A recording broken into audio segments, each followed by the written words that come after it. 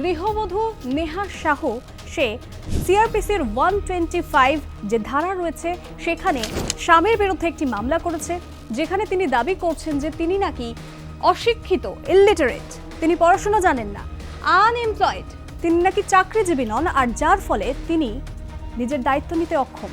এবং এই আদালত রায় দেয় যে এই নেহা শাহর স্বামী যেন প্রত্যেক মাসে 5,000 টাকা খোরপোশ দেন তার স্ত্রীকে। এরপর যখন জেরা শুরু হয়, ওই গৃহবধূ তিনি স্বীকার করলেন যে তিনি শিক্ষিত, তিনি চাকরি করেন এবং তিনি 36,000 টাকা বেতনও পান প্রত্যেক মাসে। একজন মহিলা, যে গৃহবধূ নেহা শাহের কথা আমরা যে বলছি, সে যে তথ্য গোপন করেছে, সে যে শিক্ষিত, সে যে চাকরিজীবী এবং সে যে এতগুলি টাকা বেতন পায়, সে যে আদালতের সামনে তার এই সত্যগুলো গোপন করেছে, এরপরেও তার কি ছাড় পাওয়া উচিত? নমস্কার, আর+ নিউজ ডিজিটালে আপনাদের প্রত্যেককে স্বাগত। রিয়া রয়েছে আপনাদের সঙ্গে লিগ্যাল প্লাস নিয়ে। আজকে লিগ্যাল প্লাসে যে বিষয়টি নিয়ে আলোচনা করব তা অবশ্যই ইন্টারেস্টিং হতে চলেছে। কেন ইন্টারেস্টিং বলছি, তার কারণ এই মামলাটি হলো ডিভোর্সের একটি মামলা এবং যেখানে খরপোশের দাবি করা হয়েছে, এবং কে খরপোশ পাবে, কেন পাবে এবং কেন পাবে না, ইন্টারেস্টিং বিষয়টা আসলে কি, ঘটনাটা আসলে কি, সেটাই আপনাদের সঙ্গে আলোচনা করব। তাহলে চলুন পুরোপুরি ঘটনার সম্মুখীন হই আমরা।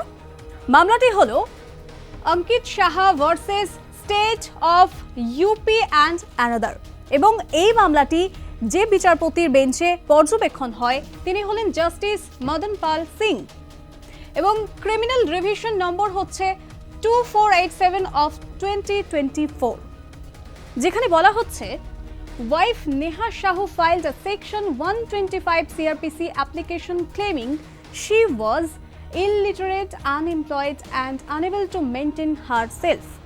অর্থাৎ বুঝতেই পারছেন, এই গৃহবধূ নেহা শাহ সে সিআরপিসির 125 যে ধারা রয়েছে সেখানে স্বামীর বিরুদ্ধে একটি মামলা করেছে, যেখানে তিনি দাবি করছেন যে তিনি নাকি অশিক্ষিত, ইলিটারেট, তিনি পড়াশোনা জানেন না, আনএমপ্লয়েড, তিনি নাকি চাকরিজীবী নন, আর যার ফলে তিনি নিজের দায়িত্ব নিতে অক্ষম, নিজের ভরণ পোষণের দায়িত্ব তিনি নিতে পারবেন না, যার ফলে তিনি স্বামীর বিরুদ্ধে এই মামলাটি করেছেন। অর্থাৎ এর মাধ্যমে তিনি বোঝাতে চাইছেন যে তিনি ভরণ পোষণের দাবি করছেন। এর পরবর্তী বিষয়টি দেখুন। হাজব্যান্ড প্রডিউসড রেকর্ডস শোয়িং, অর্থাৎ নেহা শাহ যখন এই দাবিগুলি করলেন তার পরিপ্রেক্ষিতে তার স্বামী কি করলেন, বেশ কিছু তথ্য আদালতের সামনে তুলে ধরলেন। কি সেই তথ্য? She is postgraduate, a trained web designer, working as senior sales coordinator, earning 36,000 per month। অর্থাৎ তার স্বামী কি বলছেন যে ওই মহিলা নাকি তিনি পোস্ট গ্রাজুয়েট এবং তিনি একজন ওয়েব ডিজাইনার এবং তিনি একজন সেলস কোঅর্ডিনেটর হিসেবে একটা কোম্পানিতে চাকরি করেন, এবং পার মান্থ অর্থাৎ প্রতি মাসে তিনি কত বেতন পান? 36,000 টাকা। এবার এই যে তিনি 36,000 টাকা বেতন পান, তিনি চাকরি করেন, তিনি পোস্ট গ্রাজুয়েট, স্বামীর দাবি। এরপর যখন জেরা শুরু হয় তখন কি হলো? ওয়াইফ অ্যাডমিটেড হার এমপ্লয়মেন্ট ডিউরিং ক্রস এক্সামিনেশন, অর্থাৎ ওই গৃহবধূ তিনি স্বীকার করলেন যে তিনি শিক্ষিত, তিনি চাকরি করেন এবং তিনি 36,000 টাকা বেতনও পান প্রত্যেক মাসে। এবং এত কিছু জানার পরেও যে পারিবারিক আদালতে এই মামলাটির পর্যালোচনা হয় সেখানে কি রায় এলো দেখুন। The Chief Judge of the Gautam Buddha Nagar Family Court has ordered the husband to pay her monthly maintenance of rupees 5,000 under section 125 CRPC। অর্থাৎ সিআরপিসির 125 ধারায়, সেই ধারা অনুযায়ী যে ধারায় এই মামলাটি করা হয়েছিল, এবং এই আদালত রায় দেয় যে এই নেহা শাহর স্বামী যেন প্রত্যেক মাসে 5,000 টাকা খোরপোশ দেন তার স্ত্রীকে। এত কিছু জানার পরেও হাজবেন্ড যে দাবিগুলি করলেন যে তার স্ত্রী শিক্ষিত, চাকরিজীবী, একটা আয়ও করেন বেশ ভালো মতো টাকা, তারপরেও আদালত এই রায় দিলেন। এরপর নেহা শাহর স্বামী কি করলেন দেখুন। Husband challenged the order before Allahabad high court arguing. সেখানে তিনি তিনটি তথ্য দিলেন। কি বললেন তিনি? ওয়াইফ হ্যাজ সাফিসিয়েন্ট ইনকাম, অর্থাৎ তার স্ত্রীর একটা যথেষ্ট ইনকাম রয়েছে। শি সারপ্রেসড ম্যাটেরিয়াল ফ্যাক্টস, সে তথ্য গোপন করেছে, অর্থাৎ সে শিক্ষিত, সে একজন চাকরিজীবী এবং সে এতগুলি টাকা বেতনও পায়। সে কিন্তু তথ্য গোপন করেছে আদালতে, এখানে সেটাই দাবি করা হচ্ছে স্বামীর তরফে। হি মেইনটেইনস হিজ এজড প্যারেন্টস, এবং তারপরেও তাকে তার বাবা মাকে দেখতে হয়, বৃদ্ধ বাবা মাকে ওই স্বামীকে দেখতে হয়। তাহলে বুঝতেই পারছেন মামলাটি কিন্তু জমে উঠেছে। ইন্টারেস্টিং বলেছিলাম না আপনাদেরকে, নিশ্চয়ই মনে আছে। এবং এই এলাহাবাদ হাইকোর্টে যখন মামলাটি গেল তখন আদালত সেখানে তিনটি বিষয় পর্যবেক্ষণ করলেন এবং তিনটি প্রশ্ন তুলে ধরলেন। কি সেই প্রশ্ন, চলুন একে একে দেখাই।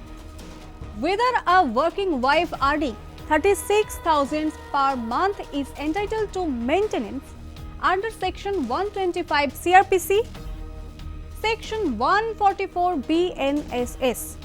অর্থাৎ বলা হচ্ছে যে একজন চাকরিজীবী মহিলা যিনি 36,000 টাকা প্রত্যেক মাসে বেতন পান, তিনি সিআরপিসির 125 ধারায় খোরপোশ দাবি করতে পারেন, এই প্রশ্নটি করা হচ্ছে। এবং এখানে আরেকটা জিনিস আপনাদেরকে মনে করিয়ে দিই, 125 ধারা সিআরপিসির, সেখানে খোরপোশ তখনই দাবি করা হয় যখন একজন ব্যক্তি কর্তৃক তার স্ত্রী, তার সন্তান এবং বৃদ্ধ বাবা মা অবহেলিত হন বা তারা ভরণ পোষণ পান না, তখন গিয়ে কিন্তু এই ধারায় মামলা করা যায়। এখানে কিন্তু তা হয়নি। Whether subtraction of material facts, education and employment disentitles the wife from relief, অর্থাৎ একজন মহিলা যে গৃহবধূ নেহা শাওয়ের কথা আমরা যে বলছি, তা সে যে তথ্য গোপন করেছে, সে যে শিক্ষিত, সে যে চাকরিজীবী এবং সে যে এতগুলি টাকা বেতন পায়, সে যে আদালতের সামনে তার এই সত্যগুলো গোপন করেছে, এরপরেও তার কি ছাড় পাওয়া উচিত? এবার তৃতীয় প্রশ্নের দিকে নজর রাখা যাক, যেখানে বলা হচ্ছে whether the family court are in granting maintenance despite proven financial self-sufficiency। অর্থাৎ পারিবারিক আদালত, একটু আগেই আপনাদেরকে বলছিলাম যে নির্দেশ দিয়েছিল নেহা সাহু তার স্বামীকে প্রত্যেক মাসে 5,000 টাকা খোরপোশ দেওয়ার নির্দেশ। এবং পারিবারিক আদালত সবকিছু জানার পরেও, অর্থাৎ নেহা সাহু সে যে শিক্ষিত, সে যে চাকরিজীবী এবং সে যে এতগুলি টাকা বেতন পায়, সেটা আদালতের সে কিন্তু গোপন করেছে, এই সত্যটি সে আড়াল করেছে।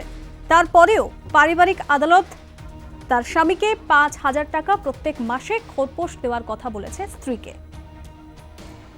পারিবারিক আদালতের এই রায় কি ঠিক ছিল? এটাই ছিল এলাহাবাদ হাইকোর্টের প্রশ্ন। এলাহাবাদ হাইকোর্ট যে তিনটি প্রশ্ন তুলে ধরেছে সেটা তো আপনাদেরকে দেখালাম। এবার এই মুহূর্তে এলাহাবাদ হাইকোর্টের ঠিক কি পর্যবেক্ষণ সেটা একবার আপনাদেরকে দেখাই। আদালতের তরফে বলা হচ্ছে যে maintenance under Section 125 CRPC is only for a wife unable to maintain herself। অর্থাৎ যে মহিলা বা যে গৃহবধূ সে তার নিজের দায়িত্ব নিতে অক্ষম, সেই শুধুমাত্র সিআরপিসির 125 ধারায় মামলা করতে পারে, খোরপোশ দাবি করতে পারে। কিন্তু এখানে কি হয়েছে? Here the wife was earning a substantial income and had no liabilities। অর্থাৎ এখানে এই মহিলা চাকরিজীবী, তার একটা ইনকাম রয়েছে এবং তার কোনো নাকি দায় নেই।